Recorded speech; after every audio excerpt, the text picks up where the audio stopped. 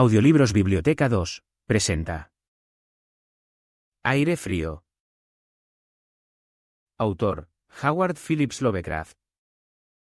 Me pides que te explique por qué me da miedo una corriente de aire fresco, por qué tiemblo más que otros al entrar en una habitación fría, y parezco tener náuseas y repulsión cuando el frío de la tarde se cuela entre el calor de un suave día de otoño. Hay quienes dicen que respondo al frío como otros responden a un mal olor, y yo soy el último en negar esa impresión. Lo que voy a hacer es relatar la circunstancia más horrible con la que me he encontrado, y dejar que ustedes juzguen si esto constituye o no una explicación adecuada de mi peculiaridad. Es un error creer que el horror está asociado inextricablemente con la oscuridad, el silencio y la soledad. Yo lo encontré en el resplandor de la media tarde, en el estruendo de una metrópolis y en el bullicio de una pensión cutre y vulgar, con una casera prosaica y dos hombres robustos a mi lado. En la primavera de 1923 había conseguido un triste y poco rentable trabajo en una revista de la ciudad de Nueva York, y como no podía pagar un alquiler sustancial, empecé a ir de una pensión barata a otra en busca de una habitación que reuniera las cualidades de una limpieza decente, un mobiliario aceptable y un precio muy razonable. Pronto me di cuenta de que solo podía elegir entre varios males, pero al cabo de un tiempo di con una casa en la calle 14 Oeste que me disgustó mucho menos que las otras que había probado. Se trataba de una mansión de 4 pisos de piedra rojiza que, al parecer, databa de finales de los años 40, y que estaba provista de una carpintería y un mármol cuyo esplendor manchado y mancillado denotaba un descenso de los altos niveles de opulencia de buen gusto. En las habitaciones, grandes y elevadas, y decoradas con papeles imposibles y cornisas de estuco ridículamente ornamentadas, persistía una deprimente moho y un indicio de oscura cocina, pero los suelos estaban limpios, la ropa de cama era tolerantemente regular, y el agua caliente no se enfriaba o se cerraba con demasiada frecuencia, de modo que llegué a considerarlo al menos un lugar soportable para hibernar hasta que uno pudiera volver a vivir de verdad. La casera, una mujer casi barbuda y perezosa llamada Herrero, no me molestó con chismes ni con críticas a la luz eléctrica que se encendía tarde en mi habitación del tercer piso, y mis compañeros de piso eran tan silenciosos y poco comunicativos como uno podría desear, siendo la mayoría un poco por encima del grado más tosco y crudo. Solo el estruendo de los coches en la calle de abajo resultaba una seria molestia. Llevaba allí unas 3 semanas cuando se produjo el primer incidente extraño. Una noche, a eso de las 8, oí una salpicadura en el suelo y me di cuenta de repente de que llevaba algún tiempo oliendo el penetrante olor del amoníaco. Al mirar a mi alrededor, vi que el techo estaba mojado y goteando, al parecer, el remojo procedía de una esquina del lado que daba a la calle. Deseoso de atajar el problema en su origen, me apresuré a ir al sótano para decírselo a la propietaria, quien me aseguró que el problema se solucionaría rápidamente. El doctor Muñoz, gritó mientras subía corriendo delante de mí, ha hablado con los químicos. Es demasiado raro para ser médico, siempre está mirando y mirando, pero no necesita ayuda de nadie. Es muy raro en su visión, todo el día se baña en agua con olores agradables, y no puede excitarse ni calentarse. Todo el trabajo de la casa lo hace él, su pequeña habitación está llena de botellas y máquinas, y no trabaja como médico.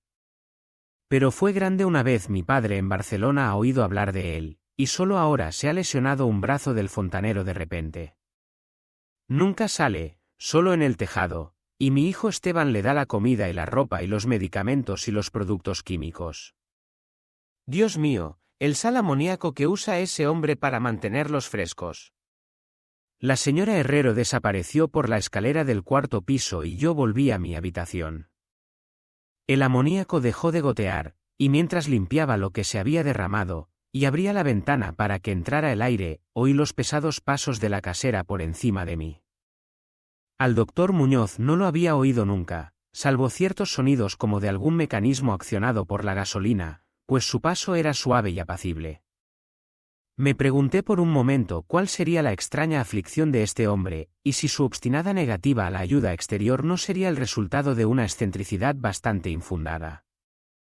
Hay, reflexioné tristemente, una cantidad infinita de patetismo en el estado de una persona eminente que ha descendido en el mundo. Tal vez nunca hubiera conocido al doctor Muñoz si no hubiera sido por el ataque al corazón que me sobrevino una mañana mientras escribía en mi habitación. Los médicos me habían hablado del peligro de esos ataques, y yo sabía que no había tiempo que perder, así que recordando lo que la casera había dicho sobre la ayuda del inválido al obrero herido, me arrastré escaleras arriba y llamé débilmente a la puerta que estaba encima de la mía. A mi llamada respondió en buen inglés una curiosa voz, a cierta distancia a la derecha, que me preguntó mi nombre y mi negocio, y una vez indicadas estas cosas, se abrió la puerta contigua a la que yo había buscado. Una ráfaga de aire fresco me recibió, y aunque el día era uno de los más calurosos de finales de junio, me estremecí al cruzar el umbral de un gran apartamento, cuya rica y elegante decoración me sorprendió en este nido de escualidez y suciedad. Un sofá plegable ocupaba ahora su función diurna de sofá, y los muebles de caoba, las suntuosas colgaduras, los cuadros antiguos y las melosas estanterías indicaban que se trataba del estudio de un caballero y no de un dormitorio de pensión. Ahora veía que la habitación del vestíbulo que estaba encima de la mía, la pequeña habitación de botellas y máquinas que había mencionado la señora Herrero, era simplemente el laboratorio del doctor, y que su vivienda principal se encontraba en la espaciosa habitación contigua, cuyas cómodas alcobas y el gran baño contiguo le permitían ocultar todos los tocadores y aparatos utilitarios molestos. El doctor Muñoz, sin duda, era un hombre de nacimiento, cultivado y con criterio. La figura que tenía ante mí era de baja estatura, pero exquisitamente proporcionada, y vestía un traje algo formal de corte y ajuste perfectos. Un rostro de alta alcurnia, de expresión magistral aunque no arrogante, estaba adornado por una corta barba gris hierro, y un anticuado pincenez protegía los ojos oscuros y llenos y coronaba una nariz aguileña que daba un toque moro a una fisonomía que, por lo demás, era predominantemente celtibérica. El cabello grueso y bien recortado, que argumentaba las llamadas puntuales de un barbero, se separaba con gracia por encima de una frente alta, y todo el cuadro era de una inteligencia sorprendente y de una sangre y crianza superiores. Sin embargo, al ver al doctor Muñoz en aquella ráfaga de aire fresco, sentí una repugnancia que nada en su aspecto podía justificar. Solo su tez lívida y la frialdad de su tacto podían ofrecer una base física para este sentimiento, e incluso estas cosas deberían haber sido excusables teniendo en cuenta el conocido invalidismo del hombre. También podría haber sido el singular frío lo que me alienó, porque tal frialdad era normal en un día tan caluroso, y lo anormal siempre excita la aversión, la desconfianza y el miedo. Pero la repugnancia pronto fue olvidada por la admiración, ya que la extrema habilidad del extraño médico se puso de manifiesto de inmediato, a pesar de la frialdad y el temblor de sus manos de aspecto incruento. Comprendió claramente mis necesidades de un vistazo, y las atendió con la destreza de un maestro, mientras me aseguraba con una voz finamente modulada, aunque extrañamente hueca y sin timbre, que era el más acérrimo de los enemigos jurados de la muerte, y que había hundido su fortuna y perdido a todos sus amigos en una vida de extraños experimentos dedicados a su desconcierto y extirpación. Algo de fanático benévolo parecía residir en él, y divagaba casi garramente mientras sonaba mi pecho y mezclaba una dosis adecuada de drogas traídas de la sala de laboratorio más pequeña. Evidentemente, la sociedad de un hombre de buena cuna era para él una rara novedad en este sucio entorno, y se sintió movido a hablar de forma desacostumbrada cuando los recuerdos de días mejores surgieron en él. Su voz, si bien extraña, era al menos tranquilizadora, y ni siquiera pude percibir que respirara mientras las fluidas frases se desarrollaban urbanamente. Trataba de distraer mi mente de mi propia convulsión hablando de sus teorías y experimentos, y recuerdo que me consoló con mucho tacto sobre mi débil corazón, insistiendo en que la voluntad y la conciencia son más fuertes que la propia vida orgánica, de modo que si un cuerpo es originalmente sano y se conserva con cuidado, puede, mediante un aumento científico de estas cualidades, conservar una especie de animación nerviosa a pesar de las más graves deficiencias, defectos o incluso ausencias en el conjunto de órganos específicos. Podría, dijo medio en broma, enseñarme algún día a vivir, o al menos a tener algún tipo de existencia consciente sin ningún corazón. Por su parte, estaba aquejado de una complicación de enfermedades que requerían un régimen muy exacto que incluía el frío constante. Cualquier aumento notable de la temperatura podía, si se prolongaba, afectarle fatalmente, y la frigidez de su habitación, unos 55 o 56 grados Fahrenheit, se mantenía mediante un sistema de absorción de refrigeración por amoníaco, cuyo motor de gasolina había escuchado a menudo en mi propia habitación de abajo. Aliviado de mi convulsión en un tiempo maravillosamente corto, dejé el estremecedor lugar como discípulo y devoto del talentoso recluso. Después de eso, le visité con frecuencia, escuchando mientras contaba sus investigaciones secretas y sus resultados casi espantosos, y temblando un poco cuando examinaba los volúmenes poco convencionales y asombrosamente antiguos de sus estantes. Al final, debo añadir, casi me curé de mi enfermedad para siempre gracias a sus hábiles atenciones. Parece que no despreciaba los conjuros de los medievales, ya que creía que estas crípticas fórmulas contenían raros estímulos psicológicos que podrían tener efectos singulares en la sustancia de un sistema nervioso del que habían huido las pulsaciones orgánicas. Me conmovió su relato sobre el anciano doctor Torres de Valencia, que había compartido sus primeros experimentos y le había cuidado durante la gran enfermedad de 18 años antes, de la que procedían sus actuales trastornos. Apenas el venerable médico había salvado a su colega, él mismo sucumbió ante el sombrío enemigo que había combatido. Tal vez la tensión había sido demasiado grande, porque el doctor Muñoz dejó claro en voz baja, aunque no en detalle, que los métodos de curación habían sido de lo más extraordinarios, implicando escenas y procesos que no eran bien recibidos por los ancianos y conservadores galenos. A medida que pasaban las semanas, observé con pesar que mi nuevo amigo estaba, en efecto, perdiendo terreno física, lenta pero inequívocamente, como había sugerido la señora Herrero. El aspecto lívido de su semblante se intensificaba, su voz se volvía más hueca e indistinta, sus movimientos musculares estaban menos perfectamente coordinados, y su mente y voluntad mostraban menos resistencia e iniciativa.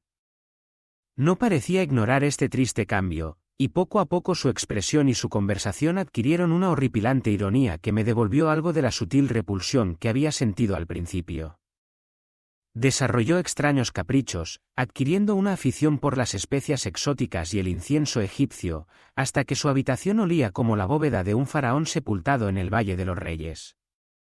Al mismo tiempo, su demanda de aire frío aumentó, y con mi ayuda amplió las tuberías de amoníaco de su habitación y modificó las bombas y la alimentación de su máquina de refrigeración hasta que pudo mantener la temperatura a 34 o 40 grados, y finalmente incluso a 28 grados. El baño y el laboratorio, por supuesto, estaban menos refrigerados, para que el agua no se congelara y los procesos químicos no se vieran obstaculizados. El inquilino contiguo se quejaba del aire helado de la puerta de conexión, por lo que le ayudé a colocar pesadas cortinas para obviar la dificultad. Una especie de horror creciente, de tono exagerado y mórbido, parecía poseerlo. Hablaba incesantemente de la muerte, pero se reía sin ganas cuando se le sugerían suavemente cosas como el entierro o los arreglos funerarios. En conjunto, se convirtió en un compañero desconcertante y hasta espantoso. Sin embargo, en mi gratitud por su curación, no podía abandonarlo a los extraños que lo rodeaban, y tuve el cuidado de limpiar el polvo de su habitación y atender sus necesidades todos los días, envuelto en un pesado chaleco que compré especialmente para ese fin. También me ocupaba de sus compras y me quedaba boquiabierta al ver algunos de los productos químicos que pedía a las farmacias y a los laboratorios. Una creciente e inexplicable atmósfera de pánico parecía surgir alrededor de su apartamento. Toda la casa, como ya he dicho, tenía un olor rancio, pero el olor de su habitación era peor, y eso a pesar de todas las especias e inciensos, y de los productos químicos punzantes de los ahora incesantes baños que insistía en tomar sin ayuda.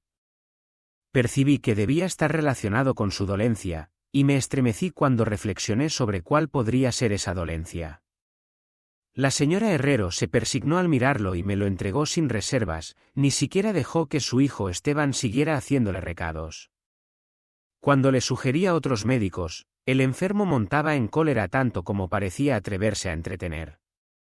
Evidentemente temía el efecto físico de la emoción violenta, pero su voluntad y su fuerza motriz crecían en lugar de disminuir, y se negaba a ser confinado en su cama. La lasitud de sus primeros días de enfermedad dio paso a un retorno de su ardiente propósito, de modo que parecía estar a punto de lanzar un desafío al demonio de la muerte incluso cuando ese antiguo enemigo se apoderaba de él. La pretensión de comer, siempre curiosamente como una formalidad con él, la abandonó virtualmente, y solo el poder mental parecía impedirle el colapso total. Adquirió el hábito de escribir largos documentos de algún tipo, que sellaba cuidadosamente y llenaba con órdenes de que yo los transmitiera después de su muerte a ciertas personas a las que nombraba en su mayoría indios orientales con letras, pero entre las que se encontraba un médico francés que en su día fue célebre y que ahora se creía muerto, y del que se habían susurrado las cosas más inconcebibles. Sucedió que quemé todos estos papeles sin entregarlos ni abrirlos. Su aspecto y su voz se volvieron totalmente espantosos, y su presencia casi insoportable. Un día de septiembre, una inesperada visión suya provocó un ataque epiléptico a un hombre que había venido a reparar su lámpara eléctrica de escritorio, un ataque que recetó eficazmente mientras se mantenía bien oculto. Aquel hombre, curiosamente, había pasado por los terrores de la Gran Guerra sin haber sufrido ningún susto tan profundo. Entonces, a mediados de octubre, el horror de los horrores llegó con una rapidez pasmosa. Una noche, a eso de las 11, se rompió la bomba de la máquina frigorífica, de modo que en 3 horas se hizo imposible el proceso de enfriamiento con amoníaco. El doctor Muñoz me llamó dando un golpe en el suelo, y yo trabajé desesperadamente para reparar la avería mientras mi anfitrión maldecía en un tono cuya opacidad sin vida y traqueteo superaba toda descripción. Mis esfuerzos de aficionado, sin embargo, resultaron inútiles, y cuando hice venir a un mecánico de un garaje vecino que funcionaba toda la noche, nos enteramos de que no se podía hacer nada hasta la mañana, cuando habría que conseguir un pistón nuevo. La rabia y el miedo del moribundo ermitaño, hinchándose hasta alcanzar proporciones grotescas, parecían capaces de destrozar lo que quedaba de su maltrecho físico, y una vez un espasmo le hizo llevarse las manos a los ojos y precipitarse al baño. Salió a tientas con la cara fuertemente vendada y no volví a ver sus ojos. La frigidez del apartamento disminuía ahora sensiblemente, y a eso de las 5 de la mañana el doctor se retiró al baño, ordenándome que le suministrara todo el hielo que pudiera conseguir en las farmacias y cafeterías de toda la noche. Cuando regresaba de mis viajes, a veces desalentadores, y depositaba mi botín ante la puerta cerrada del baño, podía oír un inquieto chapoteo en el interior, y una voz gruesa que graznaba la orden de más. Por fin amaneció un día cálido, y las tiendas abrieron una a una. Le pedí a Esteban que me ayudara a recoger el hielo mientras conseguía el pistón de la bomba, o que pidiera el pistón mientras yo seguía con el hielo, pero instruido por su madre, se negó rotundamente. Finalmente, contraté a un mendigo de aspecto sórdido que encontré en la esquina de la 8ª Avenida para que mantuviera al paciente abastecido de hielo en una pequeña tienda en la que le presenté, y me dediqué con diligencia a la tarea de encontrar un pistón de bomba y de contratar obreros competentes para instalarlo. La tarea parecía interminable, y me enfurecí casi tan violentamente como el ermitaño cuando vi que las horas se deslizaban en una ronda sin aliento y sin comida de vanas llamadas telefónicas, y una agitada búsqueda de un lugar a otro, de un lado a otro en el metro y en el coche de superficie. Hacia el mediodía encontré una casa de suministros adecuada en el centro de la ciudad, y aproximadamente a la 1:30, llegué a mi lugar de alojamiento con la parafernalia necesaria y 2 mecánicos robustos e inteligentes. Había hecho todo lo posible y esperaba llegar a tiempo. Sin embargo, el terror negro me había precedido. La casa estaba en plena agitación, y por encima del parloteo de las voces atónitas oía un hombre que rezaba en un bajo profundo. Había cosas diabólicas en el aire, y los inquilinos contaban las cuentas de sus rosarios al percibir el olor que salía de la puerta cerrada del doctor. El tumbador que había contratado, al parecer, había huido gritando y con los ojos enloquecidos no mucho después de su segunda entrega de hielo, tal vez como resultado de una curiosidad excesiva. Por supuesto, no podía haber cerrado la puerta tras de sí, sin embargo, ahora estaba cerrada, presumiblemente desde dentro. No se oía nada en el interior, salvo una especie de goteo lento y espeso. Consultando brevemente a la señora Herrero y a los obreros, a pesar de un miedo que me carcomía el alma, aconsejé derribar la puerta, pero la dueña encontró la manera de girar la llave desde el exterior con algún dispositivo de alambre. Previamente habíamos abierto las puertas de todas las demás habitaciones de ese pasillo, y tirado todas las ventanas hasta arriba.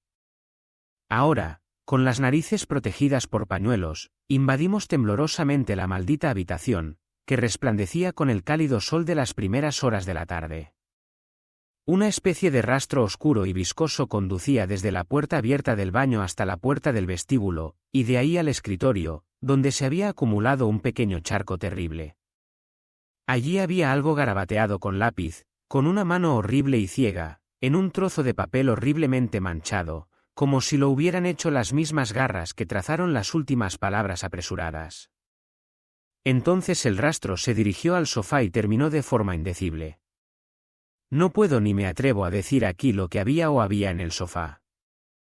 Pero esto es lo que descifré temblorosamente en el papel manchado de pegamento antes de sacar una cerilla y quemarlo, lo que descifré aterrorizado mientras la casera y 2 mecánicos corrían frenéticamente desde aquel lugar infernal para balbucear sus incoherentes historias en la comisaría más cercana. Las nauseabundas palabras parecían casi increíbles bajo la luz amarilla del sol, con el estruendo de los coches y camiones que ascendían clamorosamente desde la abarrotada calle, pero confieso que las creí entonces. Si las creo ahora, sinceramente, no lo sé. Hay cosas sobre las que es mejor no especular, y todo lo que puedo decir es que detesto el olor a amoníaco, y que me desmayo con una corriente de aire inusualmente fresco. El final, decía aquel ruidoso garabato, ha llegado. Se acabó el hielo, el hombre miró y salió corriendo. Cada vez hace más calor, y los pañuelos no pueden durar. Me imagino que sabes lo que dije sobre la voluntad y los nervios y el cuerpo conservado después de que los órganos dejaran de funcionar. Era una buena teoría, pero no podía mantenerse indefinidamente. Había un deterioro gradual que no había previsto. El doctor Torres lo sabía, pero el shock lo mató. No pudo soportar lo que tuvo que hacer, me tuvo que llevar a un lugar extraño y oscuro cuando se ocupó de mi carta y me cuidó. Y los órganos no volverían a funcionar. Tuvo que hacerse a mi manera preservación artificial, pues ya ves que morí aquella vez hace 18 años.